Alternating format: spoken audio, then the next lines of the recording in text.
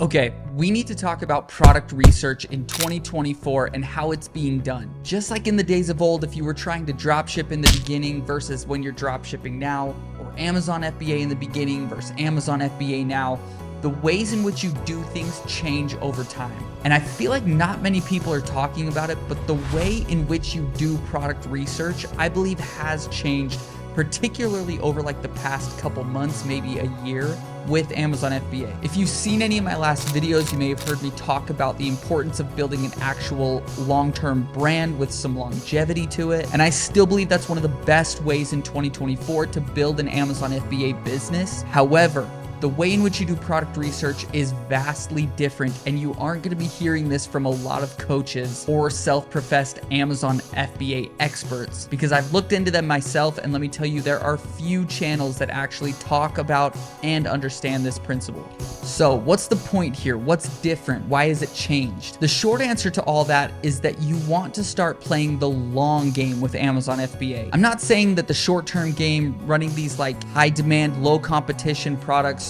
aren't good. If you can find them, they can be profitable, but they typically have a lifespan on them. Every FBA seller knows that. They know that there's always going to be competition coming in, and heaven forbid you deal with any knockoffs or listing hijackers or any Chinese sellers that come in and just undercut your price completely because they're selling direct from the manufacturer. The one way to defeat those types of hurdles in your Amazon FBA business is by brand building. So although I believe there are just countless benefits to building a real brand on Amazon, let's talk about just some of the highlights. First and foremost is that you're going to want to start a brand that you are passionate about. This is vastly different than what a lot of Amazon FBA teachers teach you. And they'll say, don't get caught up in the products that you like, or don't have shiny object syndrome when it comes to product research, and don't really pay so much attention to the things that would be fun for you to sell as much as things that would just be straight up profitable. And while there is a lot of truth to that, I feel like there is a middle ground in there that we're kind of overlooking. Here's the first reason why you want to launch a brand that you are passionate about. First and foremost, you're going to enjoy it more. In today's day and age with Amazon, if you are not putting 110% effort into every product that you launch, you will not see success with it. I'm very confident about that. I've seen it myself. I've launched products that I felt like would do well based on full analytics. Some of them do well, a lot of them don't. But the bottom line is, and I blame this on myself, I don't end up putting a full 110% effort into those products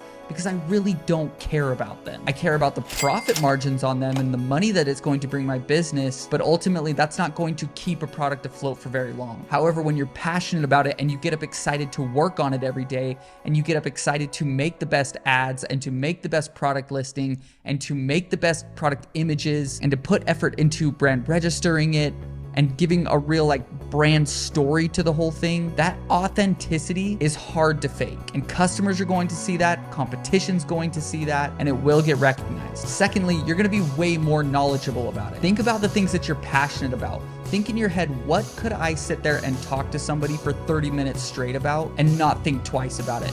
Those are the things that you're passionate about. Within that realm, there are so many products that you should be able to launch. And it may not be the ones that come right off the top of your head, but if you really look into it, there are products in those niches that would be good to launch a brand around, and I'm going to show you in a minute how to find those products. Third, you're going to way better understand the market that you're aiming at. If I'm trying to launch like a porcelain mug or something like that, I don't know the demographic for that. I don't know the market. Sure, I can look deep into the analytics, I can search out keywords, I can figure out the type of person that I should be targeting. But on the other hand, since I'm passionate about music, if I'm trying to sell a guitar accessory, I know exactly who I'm pointing that at. I know exactly what the product listing should look like. I know what the copy should say to target that exact audience, because that audience is me. So just think about those things. This is why this is such a hot topic for some people, is because it is kind of pushing against the grain as to what typical product research is. Like I said, I don't want to throw all product research methods out the window in 2024. I still think there is a lot of analytics and deep diving that can go into product research. I'm just saying, when you're considering a long-term brand, authenticity and passion behind that brand is going to make or break it. Now you may be asking yourself, Tyler, I can't think of anything that I could sit there and talk to somebody for 30 minutes about straight. Maybe you don't have a passion that lines up with a product that you could sell on Amazon. That is perfectly fine.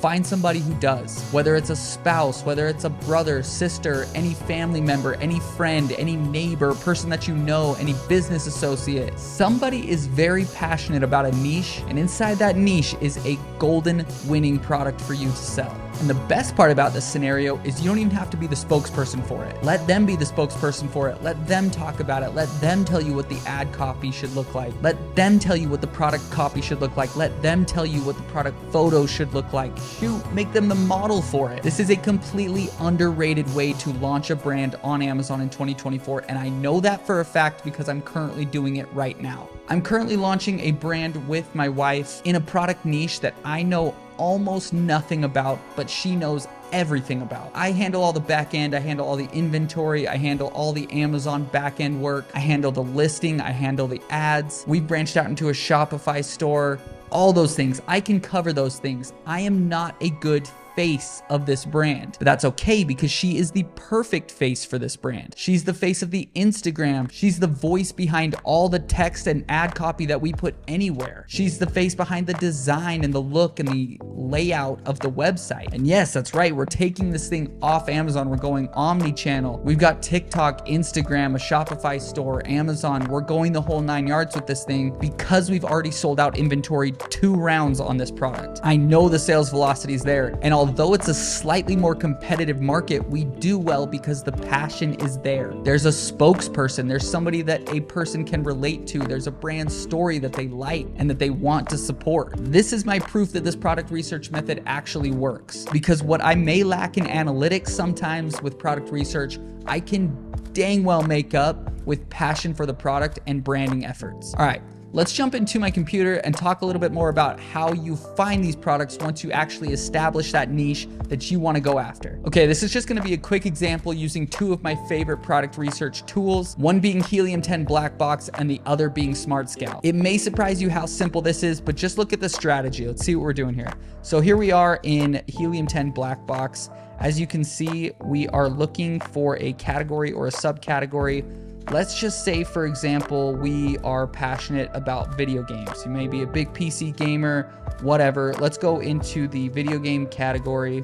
For number of sellers, let's just go a maximum of 1. Let's say we're looking for a product that is, let's go anywhere from like $10 to no more than like 40, because I know in this niche, for example, if we go over 50, it's going to start putting video games in there. We don't really want to do a video game. Down to the review count, let's try to not compete with anything over 200 reviews. And let's say it's something doing a minimum monthly revenue of like 2,000. And I'm not really going to add much more than that. So let's see what Blackbox gives us. As you can see, there is immediately a list of just hundreds of products that we can go after. And although you may search this entire list and not see the exact product that you want to go after, what it's going to do is jog your brain, get things moving, start thinking about some things that you can kind of branch off into new ideas that you might have for your brand. So as you can see right here, this is a case for the Nintendo Switch.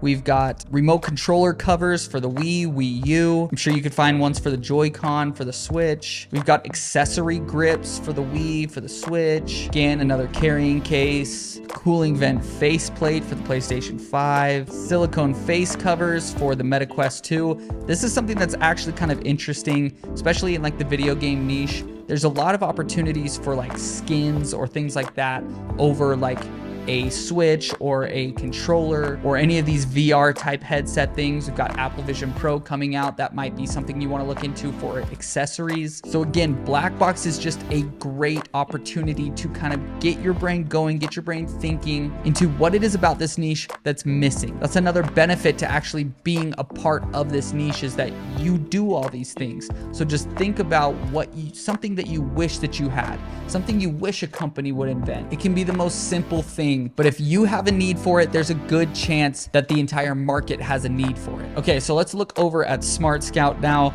This is somewhat similar. I feel like Smart Scout does a really good job of this as well, but let's pull up the filters. So we're over here in the product section. Again, in categories, let's try something else. Maybe we want to look into something like office products.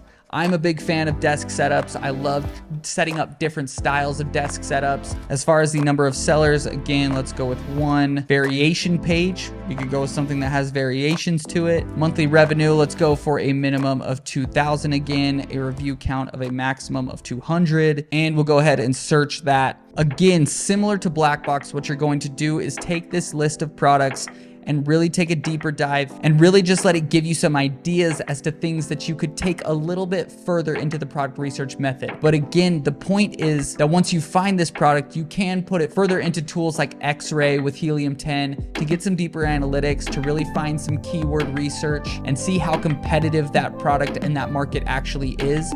But the point is that you're identifying something within a market that you are passionate about. So let's quickly talk about the things that you are going to do once you actually identify that product. First and foremost, you're going to get it brand registered. The amount of benefits that there is to a brand that is brand registered on Amazon is very much worth the process of doing it. Within the process of brand registry, you're going to be applying for a trademark for that product or that brand name, which is valuable in and of itself. Having a trademark, having that little TM next to your product listing is like a big red flag for anybody trying to come in and hijack your product idea or knock you off. I won't say it'll stop them completely, but it does usually make people second guess it. The next thing is going to focus on A+ content. Some people may say that A+ content really doesn't matter that much, but when we are talking about going above and beyond for this brand, when we're putting 110% into it, you want to utilize every avenue that Amazon gives you to legitimize your brand, tell your brand story, give an aesthetic to your brand, and A+